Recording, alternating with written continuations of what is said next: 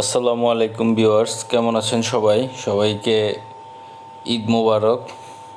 যদিও ঈদের অনেক দিন পার হয়ে গেছে, আমাদের ঈদের দিন আসলে গরু কোরবানি নিয়ে অনেক ব্যস্ত থাকার ফলে ভিডিওগুলো আসলে আপডেট করতে পারিনি।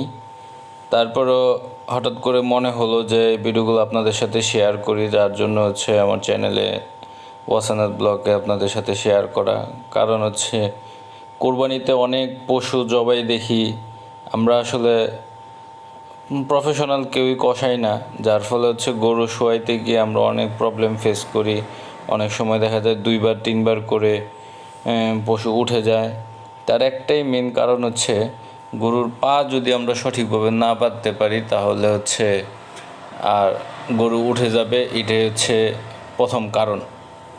আর এর জন্য এই ভিডিওটা আপনাদের সাথে শেয়ার করা যে আসলে দেখতে হবে কিভাবে গরুটাকে প্রথম অবস্থায় শান্ত রাখতে হবে।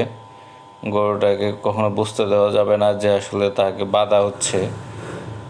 এর প্রথম অবস্থায় গরুর সামনের 2টা পা ভালো করে বাঁধতে হবে। ভালো করে বাঁধতে গিয়ে গরুর পায়ের যে টাকনু আছে এখানে একটা হস্কা গিট দিতে হবে, যার ফলে যেন এই বাতটা কখনো না খুলে। এবং রশিটা অবশ্যই সুতির রশি দিয়ে বাঁধতে হবে।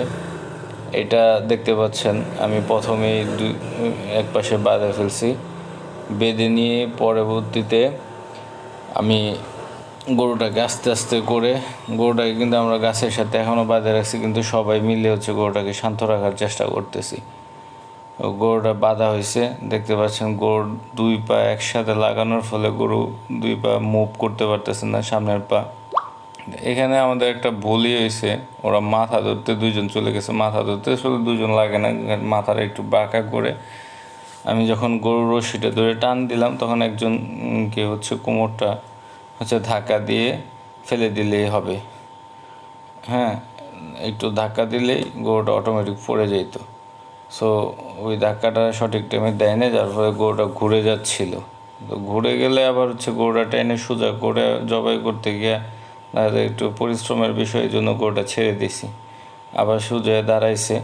কিন্তু এখানে একটা জিনিস কিন্তু অবজার্ভ করছেন যে গরুটা কিন্তু এখনও সামনের 2 পা কিন্তু নড়াইতে পারে নাই, ওইভাবে শক্ত করে বাঁধ দেওয়ার ফলে।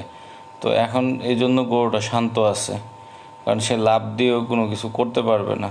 এখন আবার গরুটাকে আবার বাঁধতেছি, যেহেতু প্রথমবার একটুনি ওনারা বুঝতে বলেছে। তো আমার বড় ভাইকে বললাম যে আপনি করেন, এই যে 3জন সুন্দরভাবে একজন শিংটা করলো, আমি রশিটা টান দিলাম।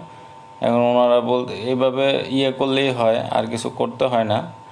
পাটা শুধু একটা পাই খালি সামনে দিয়ে প্যাঁচ দিলেই হয়। ভাইয়ারা ভয় পাচ্ছে যে গরু যদি আবার উঠে যায়। তা আমি বলার পরে ওনারা করে না, বলতেছে না সবগুলো বাদ দিই। তো এই জন্য আবার বাদ দিয়ে এভাবে 4টা পা একদম বলে ফেলছি একসাথে নিয়ে ওইখানে টান দিব। পা নড়ানোর কোনো সুযোগ নেই।